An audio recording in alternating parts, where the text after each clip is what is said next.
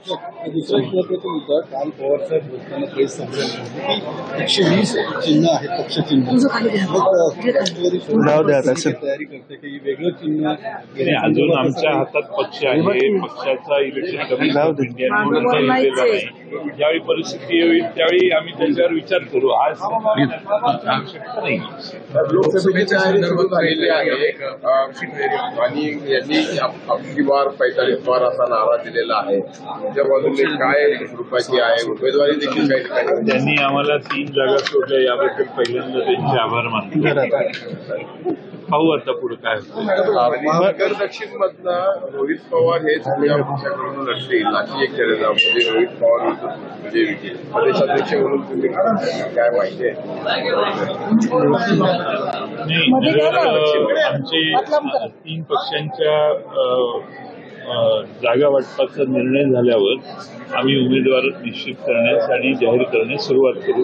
त्याच वेळी तो निर्णय होईल. पण जशी भाजपाचा फॉर्म्युला हा निश्चित झाल्याची माहिती मिळते महाविकास आघाडीचा. काय नेमकं कशा पद्धतीचं जागा वाटपाच्यासाठी दिल्लीला एक बैठक झाली, पण फॉर्म्युला निश्चित झालेला नाही. अजून एखादी बैठक घेतल्यावर त्यावर अंतिम शिक्कामोर्तब होईल. प्रकाश आंबेडकरांबद्दल किंवा वंचित बद्दल कुठपर्यंत बोलणे आले? काय संवाद आहे शेवटचा? त्यांच्याशी संवाद चालू आहे वेगवेगळ्या स्तरावर आणि मला खात्री आहे की तेही इंडिया आघाडीत यावेत. हा आमच्यातल्या प्रमुख लोकांचा प्रयत्न आहे, त्याला यश मिळेल अशी आशा आहे. बरोबर आहे, पण कुठपर्यंत म्हणजे शेवटचं काय बोलणं झालं होतं? काय म्हणतायत ते? कुठे अडलंय? नाही, ते आता निर्णय झाल्यावरच तुम्हाला त्याचा तपशील सांगा. आतापर्यंत मुख्यमंत्री आवर्जून उपस्थित असायचे त्यावेळी मात्र पहिल्यांदा असं झालं की मुख्यमंत्री नाही, कुठले उपमुख्यमंत्री नाहीये. प्रोग्राम रंगला नाही असं रंगला नाही, अनुपस्थिती महाराष्ट्रातला साखर उद्योग हा एक फार मोठा विषय आहे आणि सरकारच्या वतीने सहकार मंत्री इथे होतेच. त्यामुळं मला वाटतं सरकारची प्रतिनिधी या सभेला हजर होते. मुख्यमंत्री उपमुख्यमंत्र्यांनी यायचं की नाही, त्यांना निमंत्रण दिलेलं का नाही त्याच्याबद्दल माझ्याकडे तपशील नाहीये, पण बहुतेक दिलं असेल. पण त्यांना काही कार्यबाहुल्यामुळे येऊ शकले नसतील. त्यांचं कार्यबाहुल्य खूप वाढलंय म्हणजे त्यांच्या काळात. आता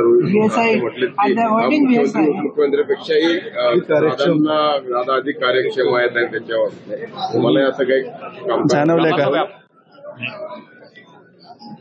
दुसरं त्यांच्याबद्दल तिघांच्याबद्दल इथं आलेस पाहुणे म्हणून बोलवलेलं आहे. आज नाही आले म्हणून आज नाही, परत नंतर काहीतरी बोलेन. पण आज इथं निमंत्रण दिलेलं आहे, ते आले नाहीत म्हणून त्याच्यावर बोलणं योग्य नाही. अजितदादा सातत्याने साहेबांचं वय काढतात, एकदम अग्रेसिव्हली टीका करतात तुमच्या गटावरती, पण तुमच्या गटाकडून प्रत्युत्तर दिलं जात नाही त्या तुलनेत.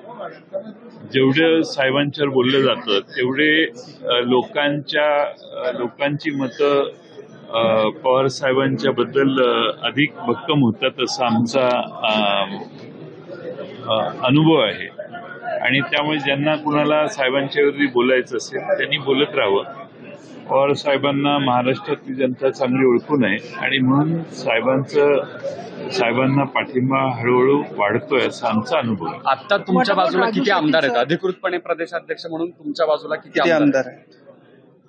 तुम्हाला विचारावंसं का वाटतो? आतापर्यंत त्यांना संख्या वाढली. ऍफिडेव्हिट दिलेले आहेत, दोन्ही बाजूने ऍफिडेव्हिट दाखल केलेले आहेत. ज्यांनी आमच्या बाजूने ऍफिडेव्हिट दिलेले आहेत त्यांची संख्या तुम्हाला माहिती आहे. तुम्ही संशोधन सगळं रेडीमेड तुम्हाला का पाहिजे? हे अनेक वेळा सांगितलेलं आहे. आजच्या तारखेला आकडा नाही. दोघांचे प्रश्न मला अशी शंका आहे, कालच्या निकालामुळे काही लोक धाकधूक वाढली आहे. नाही तसं काय नाही. तसं काही नाही ना, सगळे तयार आहेत त्याबद्दल. संख्या अडचण काय असं म्हणतो? अडचण ही आहे की तुम्ही संशोधन करा. सगळं रेडीमेड पत्रकारांनी का मागावं? जरा तरी अभ्यास करून काहीतरी तुम्ही म्हणाल आकडा कमी केला असं म्हणून. असं आम्ही म्हणू ना, पण तुम्ही काहीतरी म्हणा.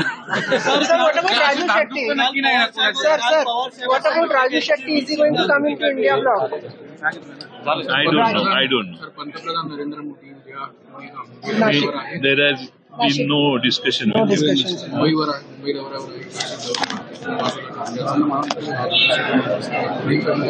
कांदा निर्यातीची बंदी मोदींनी खरं म्हणजे उठवली पाहिजे.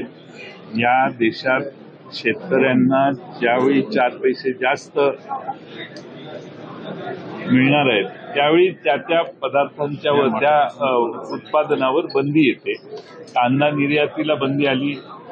बांगलादेशमध्ये आयातीवर टॅक्स बसवण्यात आलाय. केळीच्या आयातीवर, संत्र्याच्या आयातीवर. त्या बाबतीत केंद्र सरकारने शेजारच्या राष्ट्राला बोलून हे आयात कर कमी करण्याची सूचना करणं आवश्यक होतं. तीही केलेली नाही अशी माझी माहिती आहे. त्यामुळं एकंदर नाशिक जिल्ह्यातला तर शेतकरी नाराज आहेच, पण राज्यातलाही वेगवेगळ्या भागातला शेतकरी हा नाराज आहे.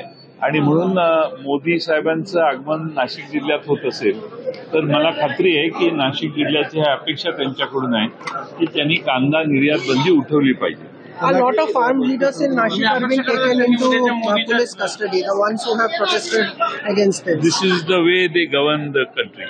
So, Wherever the leader goes, if there is some possibility of agitation, concerned leaders are kept behind, taken into the custody. This is the experience even in Maharashtra in some places. Modiji उद्या नाशिकच्या दौऱ्यावर येत आहेत. सगळे तीर्थाटन type दौरा वाटतोय तो. तर कांद्याच्या निर्यात बंदीची घोषणा किमान ते उठवणार का नाही. महाराष्ट्राची कांदा उत्पादक नगर, नाशिक ज्या ज्या जिल्ह्यात कांदा उत्पादक आहेत त्या सगळ्यांची अपेक्षा आहे की कांद्याची निर्यात बंदी त्यांनी उठवली पाहिजे. पण मला वाटत नाही की या विषयावरला ते स्पर्श करतील. पण लोकांची मात्र अपेक्षा त्यांच्याकडून आहे.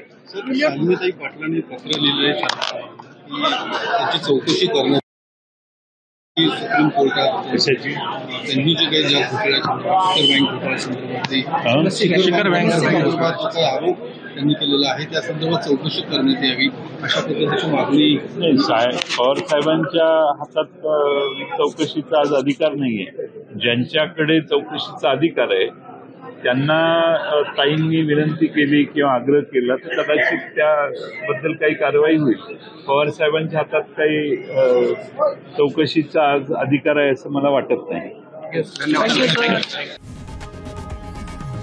लोकशाही मराठी ऐका, पहा, जागरूक रहा.